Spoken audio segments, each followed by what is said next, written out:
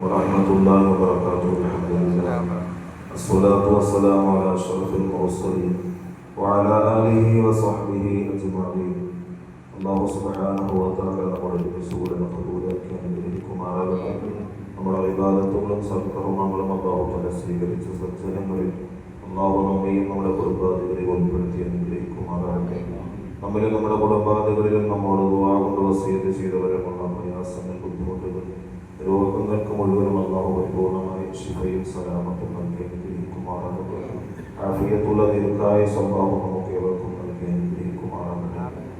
അതേപോലെ നബിയുനാ റസൂലുള്ളാഹി സ്വല്ലല്ലാഹു അലൈഹി വസല്ലം തങ്ങൾ പഠിപ്പിക്കുന്നു, ദബ്ബ ഇലൈക്കും ദാഉൽ ഉമമി ഖബലകും അൽ ഹസദു വൽ ബഗ്ദാഉ ഹിയ അൽ ഹാലിഖ ലാ ഖൂലു യഹ്ലിഖു അശ്ശഅറ വലാകിൻ യഹ്ലിഖു അദ്ദീൻ ഔ കമാ ഖാല സയ്യിദുനാ റസൂലുള്ളാഹി സ്വല്ലല്ലാഹു അലൈഹി വസല്ലം തങ്ങൾ സ്വഹാബത്തിനോട് പറയുന്നു, സ്വഹാബ, നിങ്ങളുടെ മുൻഗാമികൾക്കുണ്ടായിരുന്ന രണ്ട് രോഗങ്ങൾ നിങ്ങൾക്കും അത് പടർന്നു പിടിച്ചിരിക്കുകയാണ്.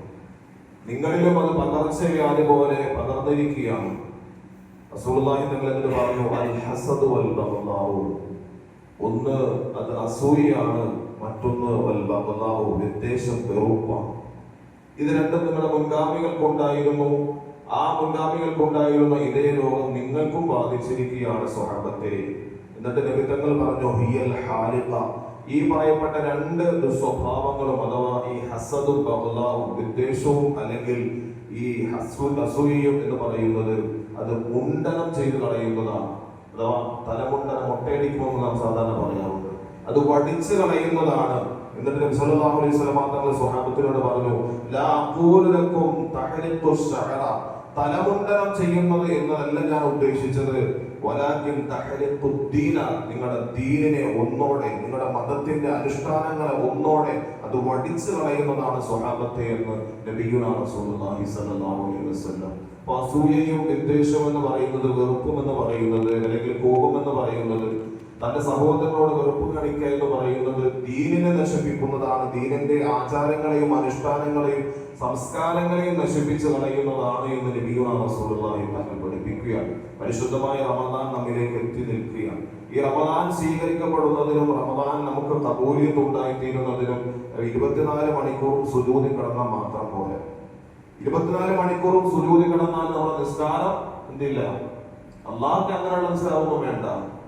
24 മണിക്കൂറും തസ്ബീഹ് മാല കയ്യിലുണ്ടായിരുന്നിട്ടും അള്ളാഹുന തസ്ബീഹിന്റെ ഒരു തസ്ബീഹ് പോലും അള്ളാഹുന് ആവശ്യമില്ല.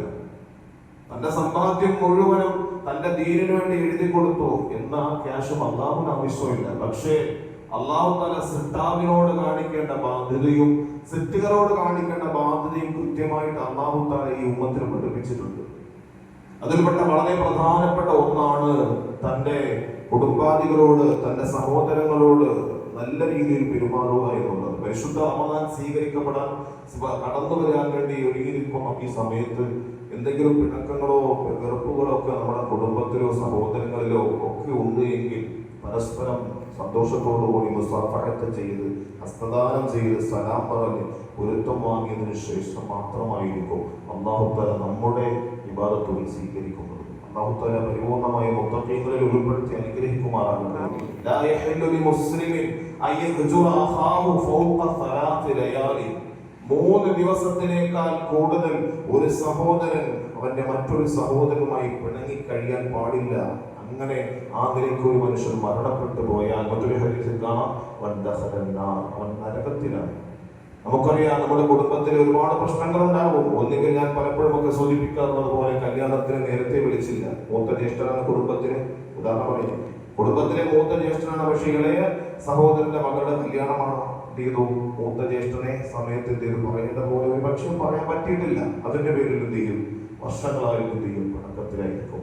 അല്ലെങ്കിൽ സാധാരണ നമ്മൾ ഉണ്ടാക്കി വെച്ചിരിക്കുന്ന കുറെ കല്യാണത്തിന് ആചാരങ്ങളുണ്ടല്ലോ.